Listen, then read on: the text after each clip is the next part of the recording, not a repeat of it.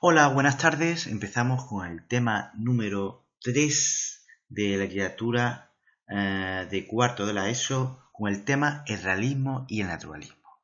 Bueno, antes de comenzar con el realismo me gustaría repasar unos rasgos de la característica del romanticismo para luego enlazarla o contrastarla con las características del realismo. Bien, recordad señores que el romanticismo destaca sobre todo por el sentimiento, la fantasía o la libertad que dirigen la mayoría de las creaciones artísticas. Por esta razón, el hombre romántico y rebelde sufre a menudo grandes desengaños debido al choque con el mundo y la sociedad en que vive. El romanticismo surge en España con los exiliados liberales. Por ejemplo, tenemos a Espronceda, que volvieron de Inglaterra y Francia tras la muerte de Fernando VII.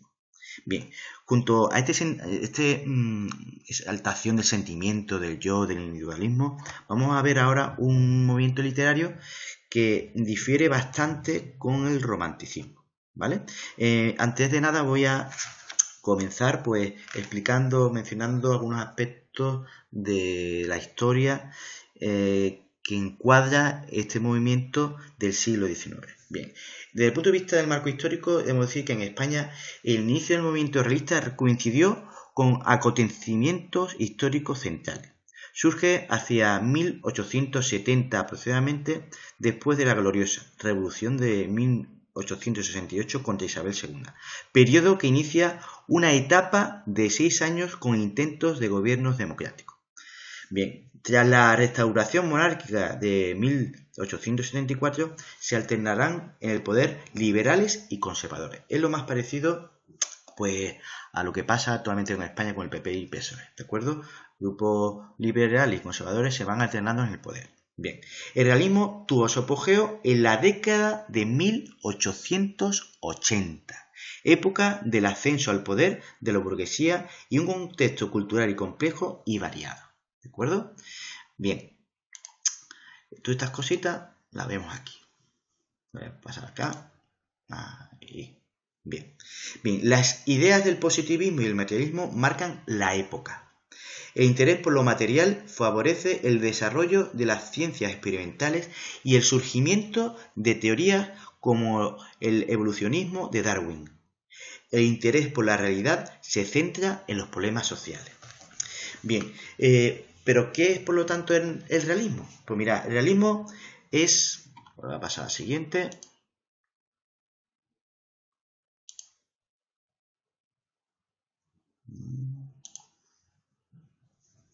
El realismo, señores, es un movimiento cultural y artístico que nace en Francia a mediados del siglo XIX y que se centra en los problemas sociales derivados de la revolución industrial.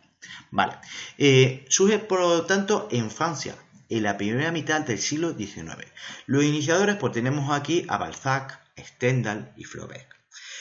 Este realismo, señores, también se desarrolla en otros países. Por ejemplo, en Rusia tenemos a Tolstoy, a Dostoevsky, que no lo he puesto.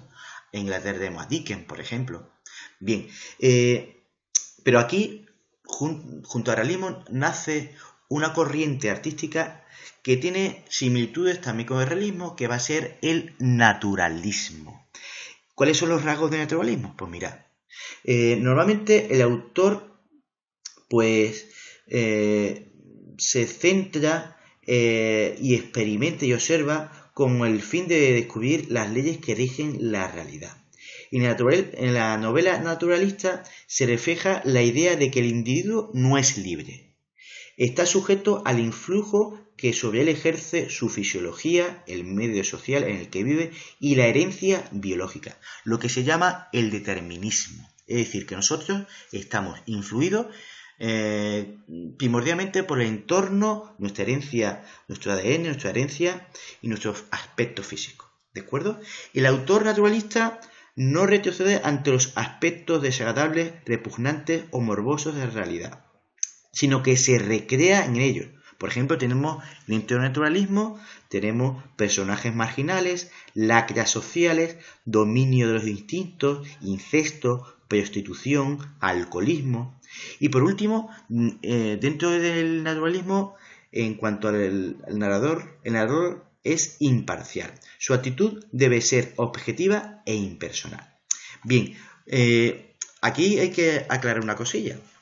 De todos los géneros, por supuesto, que va a haber en el siglo XIX, sobre todo a mitad, que estamos aquí a mitad del siglo XIX, la novela se va a convertir en el género por excelencia. Es el preferido por el público burgués, que se identifica y se ve representado en ella. Aunque la novela realista se ocupa de las problemáticas burguesas y defiende su sistema de valores, también hay un lugar en ella para la crítica. ¿De acuerdo? Bien, esto es referido al realismo. Bien. Naturalismo, como ya he dicho, lo tenéis aquí, ¿vale? Ya más o menos he explicado la diferencia entre realismo y naturalismo. Bien, yo he explicado un poco más de lo que viene ahí, pero vamos, lo esencial es, tenéis que recordar, por supuesto, pues que el naturalismo nació por Émile Zola, ¿vale? Como hemos visto, él trata de describir y analizar al ser humano, que está determinado por el medio, por el momento histórico y por la evidencia de biología, como hemos dicho anteriormente. Bien, aquí, en cuanto a los rasgos del realismo, pues mira, tenemos pues que antes que nada tenemos las descripciones minuciosas y documentadas. ¿Qué quiere decir eso? Pues mirad, los escritores realistas se valen de la observación y documentación para reflejar la realidad. Las descripciones de seres, lugares u objetos sirven para justificar y caracterizar el comportamiento de los personajes. Se busca, por lo tanto, la verosimilitud. Bien, mirad, también aquí hay que decir lo siguiente. Hay gusto, por supuesto, por las descripciones, los ambientes, las indumentarias, los personajes, las calles, que exigen al novelista un gran labor de documentación, ¿vale? Lo hemos visto nosotros, o lo estamos viendo en la obra de Galdós, el 2 de mayo, ¿de acuerdo? Como Galdós, pues, detalla con minuciosidad la descripción de los personajes, se menciona a calles, a plazas, a lugares muy propios de Madrid, ¿de acuerdo? Para que el lector se sienta identificado y lo identifique espacialmente. Bien, el segundo rasgo que tenemos va a ser la conjunción entre ficción y realidad. Bien, aquí, señores, pues mirad, aquí se mezclan en las obras personajes históricos con los inventados por el autor. De igual manera se mezclan ambientes rurales, pazos gallegos, barracas, valencianas, sierras y urbanos también, ¿de acuerdo? Por ejemplo, la obra 2 de mayo que estamos viendo. Vemos, señores, como hay personajes ficticios como Gabriel, Inés, Don Celestino, pero también tenemos a personajes que existieron. Por ejemplo, el príncipe de la paz, Godoy, que es amigo a su vez del tío de Inés. Bien, de los narradores que va a haber, bueno, de los narradores voy a dejar mejor para el final. El lenguaje, pues mirad, dentro del lenguaje los autores se afanaron en busca de un lenguaje apto para reflejar el mundo real. En los textos aparecen variedades dialectales y sociales de la lengua, según sea la extracción de los personajes. Constituye un recurso fundamental para la caracterización de ambientes y personajes. Mirad, aquí, por ejemplo, pues en los personajes realistas hay un gran interés en adaptar el lenguaje a la índole del personaje. Los autores tratan de reflejar las hablas regionales, el habla popular y el coloquial. La enorme riqueza léxica, por ejemplo, de extranjerismo, vocabulario científico, voces y giros de la lengua hablada, términos con intención paródica. Bien, todo esto intentan dar un enriquecimiento al texto realista. En cuanto a los temas, pues mirad, los temas, pues aquí pues tenemos varios. Mirad, el amor, por supuesto, el amor rodeado de dificultades, los problemas matrimoniales y sobre todo el adulterio son asuntos capitales de la novela realista. Bien, también el tema religioso se desarrolla a través de la oposición clericalismo-anticlericalismo. Frente a los clérigos, pocos ejemplares, vencidos por la tentación o falta de caridad y vocación, aparecen también sacerdotes rectos, protectores y bondadosos. Lo vemos también en la obra de 2 de mayo. Bien, la política, pues aparece presente en las novelas de tesis, se aborda en función de la ideología, se tratan asuntos referidos al mundo administrativo, al caciquismo, imperante en el ámbito provinciano. En cuanto al enfrentamiento campo-ciudad, pues aparece muchas veces la postura ideológica del narrador. Representará las mejores virtudes y los peores vicios. Bien, aparte de esto hay que decir que el conflicto entre individuo y sociedad es uno de los temas más presentes. El individuo, un inadaptado, se enfrenta a una colectividad y es generalmente derrotado por las convenciones sociales del mundo que le rodea. ¿De acuerdo? Por otro lado, se da la conjunción de la historia y de la vida privada, que corren paralelas. Adquiere una gran importancia, por ejemplo, los lugares urbanos y rurales, por ejemplo, el Madrid de Galdós, los Pazos gallegos en Emilia Pardo Bazán, Vetusta en Clarín, la Barraca Valenciana en Blasco Ibáñez. Bien, los personajes, pues mirad, los personajes, pues normalmente suelen ser numerosos y representan un determinado grupo social. También se muestran personalidades individuales complejas que luchan y se rebelan. Los protagonistas evolucionan a lo largo de la historia. Muchos de ellos reaparecen en otras novelas del mismo autor. Por ejemplo, Gabriel de Galdós aparece también en otras novelas de Galdós.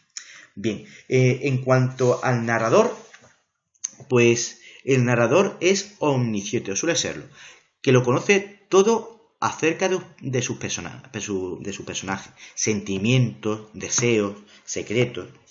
El narrador cuenta la historia en tercera o primera persona y a veces combina ambas. Es frecuente el narrador omnisciente, como ya he dicho, que narra desde un ámbito exterior y superior a la historia, aunque también lo haga desde una perspectiva interna para expresar el mundo íntimo de los personajes.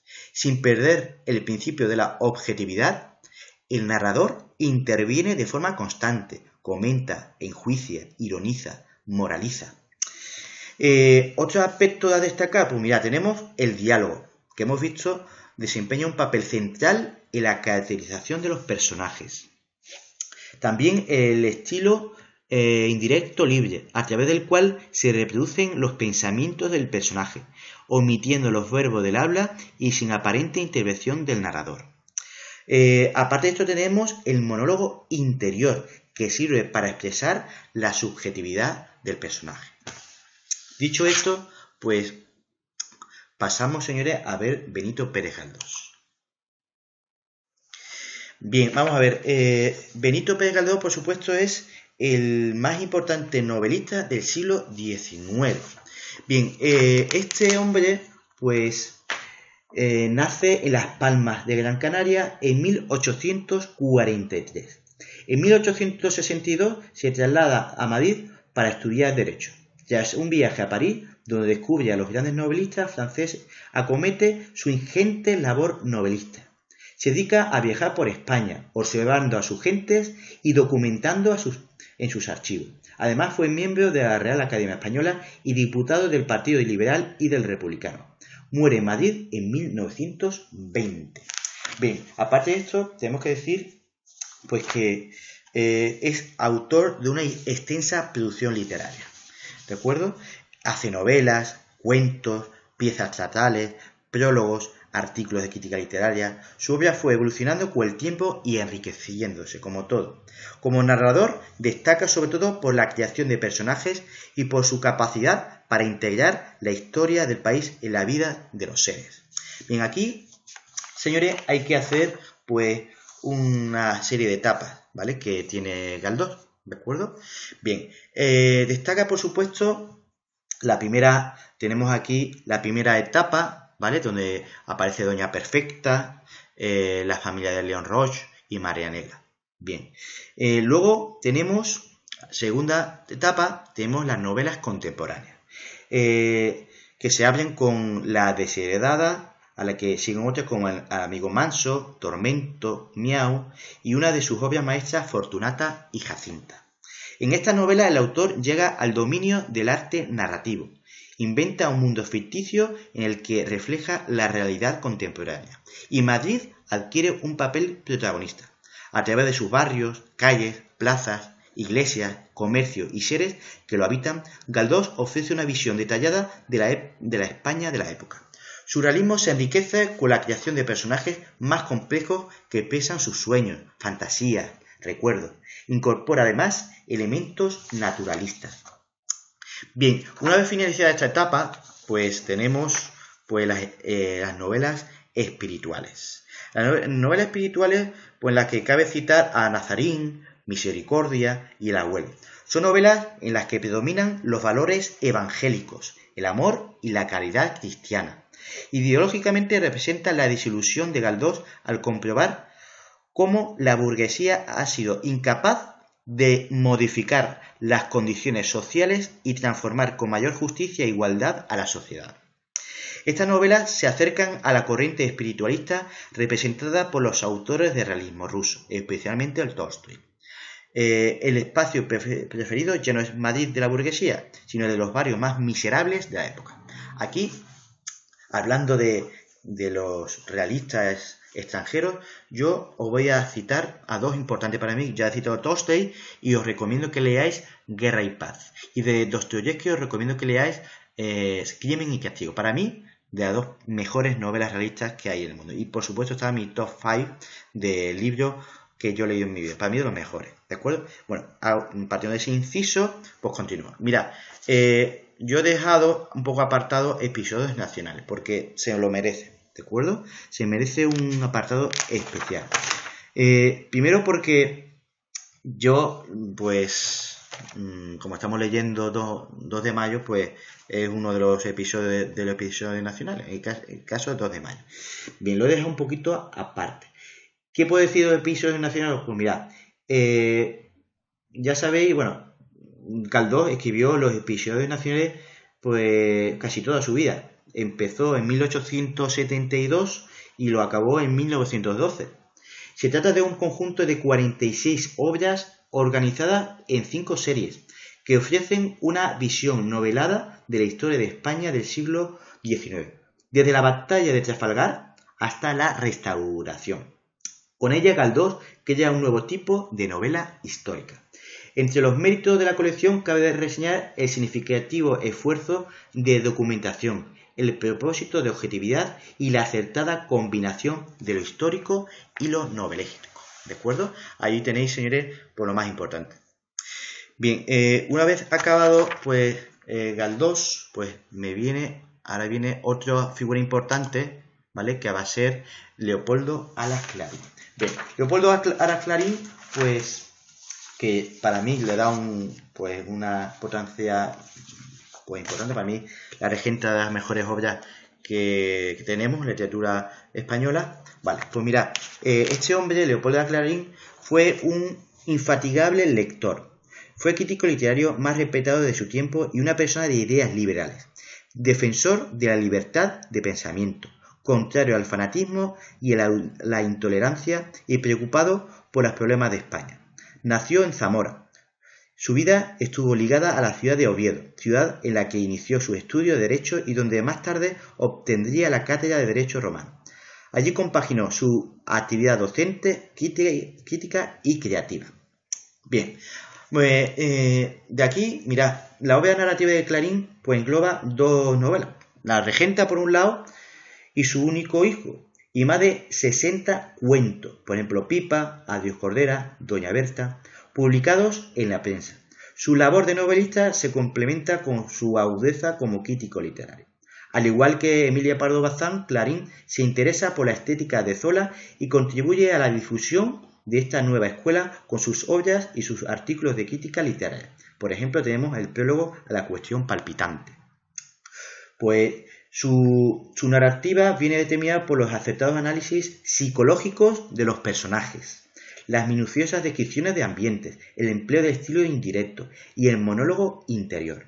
En su prosa se advierte una preocupación máxima por los aspectos formales. Otros rasgos de estilo son su vena satírica e irónica y la riqueza y variedad léxica. Bien, mirad, ¿de qué trata pues La Regenta? Pues mirad, os lo explico. Ana Ozores está casada con don Víctor de Quintanar, un hombre mayor que ella con el que no es feliz. Por ello, busca consuelo y refugio en la religión. Fermín de Pas, magistral de la catedral, se convierte en su guía espiritual. El ambicioso clérigo se enamora de la joven. A su vez, Ana es pretendida por el don Juan de la ciudad, Álvaro Mesía. Cuando Ana conoce los sentimientos de Fermín, cae en los brazos de Álvaro. Víctor descubre el adulterio de su mujer y reta a Álvaro a un duelo en el que el viejo Quintanar pierde la vida. Mesía huye de Vetusta y Ana sufre el rechazo y la humillación de toda la sociedad vetustense. La obra, señores, se divide en dos partes, cada una de las cuales consta de 15 capítulos. En la primera se incluyen los acontecimientos que ocurren en 3 días y la segunda comprende los 3 años. Al principio, el ritmo lento permite al lector adentrarse en el ambiente y en el espíritu de los personajes, apoyado en los saltos hacia el pasado necesarios para comprender la situación actual. Los capítulos del 16 al 30 desarrollan un ritmo vivo, los conflictos planteados. Bien, mirad, hay que pensar también que la regenta causó un gran escándalo debido a las críticas anticlericales y fue denostada en círculos conservadores y reaccionarios. La obra está ambientada en Vetusta, pero realmente es un nombre ficticio bajo el que se esconde la ciudad de Oviedo, ciudad provinciana, anclada en su pasado, donde reinan los convencionalismos sociales, la mezquindad, la hipocresía y la ociosidad. Clarín propone un retrato de la sociedad española de la Restauración. Todo el escándalo social aparece reflejado en las páginas de la novela. La aristocracia, que no ha hecho otra cosa más que heredar. Los indianos enriquecidos en América, que desean conseguir un título. El clero, aferrado a las clases pudientes y carentes de verdadera vocación. Comerciantes, vendedores, oficinistas, criadas, etc. Hay un gran universo planteado en la obra de la regenta, ¿de acuerdo? Bien, la técnica narrativa de Clarín está fundamentada en las descripciones, en la ironía, en los diálogos, el autor omnisciente y, por supuesto, la objetividad. Y ya, para terminar, pues voy a citar a los autores realistas. Mira, tenemos a Juan Valera, ¿vale? Yo he puesto 2 importantes obras suyas que va a ser Pepita Jiménez y Juanita la Larga. ¿Qué más cosas tenéis que saber? Pues mirad, este hombre Juan Valera fue diplomático, diputado, ensayista y crítico literario. De su novela se ha puesto de relieve el idealismo, la voluntad estética o el acertado estudio psicológico de sus personajes femeninos. Para mí su obra más importante es Pepita Jiménez, en la que el seminarista Luis de Vargas se enamora de Pepita, una joven viuda muy hermosa a la que pretende su padre. Otro autor realista fundamental va a ser José María de Pereda. Este hombre gozó en vida del reconocimiento del público y del apoyo de la crítica. Tras iniciarse en el costumbrismo, escribe novelas de tesis, en las que defiende su ideología tradicionalista y conservadora.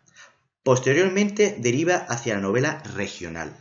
Sus obras más significativas son Sotileza, donde relata los peligros y sacrificios de los marineros santanderinos, y Peñas Arriba, que ofrece una visión idílica de la vida de la montaña cántabra.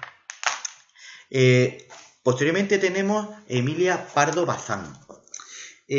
Introduce y divulga en España las ideas de Zola a través de una serie de artículos reunidos en La cuestión palpitante. Sus obras se centran en el ámbito gallego, tanto urbano como rural. Aquí tenemos, por ejemplo, para mí su obra más importante son Los Pazos de Ulloa, la que muestra el enfrentamiento entre las costumbres del mundo del campo y la civilización urbana. Y por último tenemos a Vicente Blasco Ibáñez. Fue un autor de fama internacional, periodista, político, guionista de cine y editor, y junto a Pardo Bazán, uno de los mejores representantes del naturalismo español, lo que le valió el apodo del Zola español. Ambientó muchas de sus novelas en su tierra natal, La Barraca, sobre el enfrentamiento entre huertanos y terratenientes. Luego tenemos Arroz y Tartana, sátira de la burguesía local, Entre Naranjos, críticas a la corrupción política y el caciquismo, o Cañas y Barro, en la que se describe la miserable vida de los pescadores de la Albufera. Bien, con esto ya, señores, pues hemos acabado de explicar todo el tema. Espero que os haya servido, aquí lo tenéis, y nada, a estudiar y suerte.